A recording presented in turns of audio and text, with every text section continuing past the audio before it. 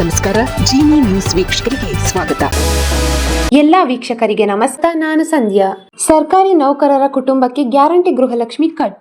Gruhalakshmi guarantee ಹೊಸ ಅರ್ಜಿಗೆ 4 ಪ್ರಶ್ನೆಗಳು ಸೇರ್ಪಡೆಯಾಗಿದ್ದು, ಸರ್ಕಾರಿ ನೌಕರರ ಕುಟುಂಬವನ್ನು ಯೋಜನೆಯಿಂದ ಹೊರಹಾಕುವ ಸಾಧ್ಯತೆಗಳು ಹೆಚ್ಚಾಗಿಯೇ ಇದೆ. ಗೃಹಲಕ್ಷ್ಮಿ ಯೋಜನೆಯ ಅರ್ಜಿಗೆ ಹೊಸ 4 ಪ್ರಶ್ನೆಗಳನ್ನು ಸೇರಿಸಲಾಗಿದೆ. ಹೊಸ 4 ಪ್ರಶ್ನೆಗಳ ಸೇರ್ಪಡೆ ಮಾಡೋದಕ್ಕೆ ಸರ್ಕಾರ ಒಪ್ಪಿಗೆ ಕೊಟ್ಟಿದೆ. ಅರ್ಜಿ ಸಲ್ಲಿಕೆ ಮಾಡುವಾಗ 12 ಪ್ರಶ್ನೆಗಳಿಗೆ ಫಲಾನುಭವಿಗಳು ಉತ್ತರಿಸಬೇಕಿದೆ. ಹೊಸ 4 ಪ್ರಶ್ನೆಗಳ ಮಾಹಿತಿ ಪಟ್ಟಿ ಸಿದ್ಧವಾಗಿದ್ದು, ಗೃಹಲಕ್ಷ್ಮಿ ಯೋಜನೆಗೆ ಹೊಸ ಅರ್ಜಿ ಸಲ್ಲಿಕೆ ಕಡ್ಡಾಯ ಆಗಿದೆ. ಹೊಸ ಅರ್ಜಿ ರಚನೆ ಮಾಡುವಂತೆ ಮುಖ್ಯಮಂತ್ರಿಗಳು ಮಹಿಳಾ ಮತ್ತು ಮಕ್ಕಳ ಕಲ್ಯಾಣ ಇಲಾಖೆಗೆ ಸೂಚಿಸಿದ್ದಾರೆ. ಹೀಗಾಗಿ ಇಲಾಖೆ ಗೃಹಲಕ್ಷ್ಮಿ ಯೋಜನೆಗೆ ಹೊಸ ಅರ್ಜಿ ಸಲ್ಲಿಕೆ ಮಾಡಬೇಕು ಎನ್ನಲಾಗಿದೆ. ಬಯೋಮೆಟ್ರಿಕ್ ಜೊತೆಗೆ ಸುಮಾರು 8 ರಿಂದ 10 ಪ್ರಶ್ನೆಗಳಿಗೆ ಉತ್ತರವನ್ನು ಫಲಾನುಭವಿಗಳು ಕೊಡಬೇಕಿದೆ. ಈ ಹಿಂದೆ 6 ಪ್ರಶ್ನೆಗಳನ್ನು ಕೇಳಲಾಗಿತ್ತು. ಈಗ 12 ಪ್ರಶ್ನೆಗಳಿಗೆ ಫಲಾನುಭವಿಗಳು ಉತ್ತರವನ್ನು ಕೊಡಬೇಕಿದೆ.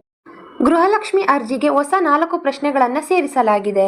ಅರ್ಜಿಯಲ್ಲಿ ಹೊಸ 4 ಪ್ರಶ್ನೆ ಸೇರಿಸಿರೋದಾಗಿ ಸರ್ಕಾರದ ಉನ್ನತ ಮಟ್ಟದ ಅಧಿಕಾರಿಗಳು ಮಾಧ್ಯಮವೊಂದಕ್ಕೆ ಮಾಹಿತಿ ನೀಡಿದ್ದಾರೆ ಎಂದು ತಿಳಿದು ಬಂದಿದೆ. ಗೃಹಲಕ್ಷ್ಮಿ ಫಲಾನುಭವಿಗಳ ಕುಟುಂಬದಲ್ಲಿ ಸರ್ಕಾರಿ ನೌಕರರ ಪತ್ತೆಗೆ ಸರ್ಕಾರ ಮುಂದಾಗಿದೆ.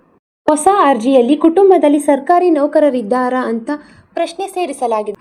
ಸರ್ಕಾರಿ ನೌಕರರಿದ್ದರೆ ಕುಟುಂಬ ಅರ್ಜಿ ಸಲ್ಲಿಕೆಗೆ ಅರ್ಹರಲ್ವಾ? ಸರ್ಕಾರಿ ನೌಕರಿ ಪ್ರಶ್ನೆ ಕೇಳಿ ಜರಡಿ ಹಿಡಿಯಲು ಸರ್ಕಾರ ಮುಂದಾಗಿರುವ ಸಾಧ್ಯತೆ. ಆದರೆ ಆಧಾರ್ಗೆ ಅಕೌಂಟ್ ಲಿಂಕ್ ಆಗಿಲ್ಲ ಅಂದರೆ ಯೋಜನೆ ಅರ್ಜಿ ಸಲ್ಲಿಕೆ ಬ್ಯಾಂಕ್ ಅಕೌಂಟ್ಗೆ ಆಧಾರ್ ಲಿಂಕ್ ಆಗಿದೆಯಾ ಅಂತ ಅರ್ಜಿಯಲ್ಲಿ ಪ್ರಶ್ನೆ ಸೇರ್ಪಡೆ ಮಾಡಲಾಗಿದೆ. ಮುಂದಿನ ದಿನಗಳಲ್ಲಿ ಅರ್ಜಿ ಸಲ್ಲಿಕೆಗೆ ಯಾವೆಲ್ಲ ಮಾನದಂಡಗಳನ್ನು ಆಧರಿಸಿ ಅವಕಾಶ ಮಾಡಿಕೊಡುತ್ತೆ ಎಂಬುದು ಯಕ್ಷ ಪ್ರಶ್ನೆಯಾಗಿ ಉಳಿದಿದೆ. ಈ ದಿನದ ನಿರಂತರ ಸುದ್ದಿಗಳಿಗಾಗಿ ವೀಕ್ಷಿಸುತ್ತಿರಿ ಜೀನಿ ನ್ಯೂಸ್. ನಮಸ್ಕಾರ.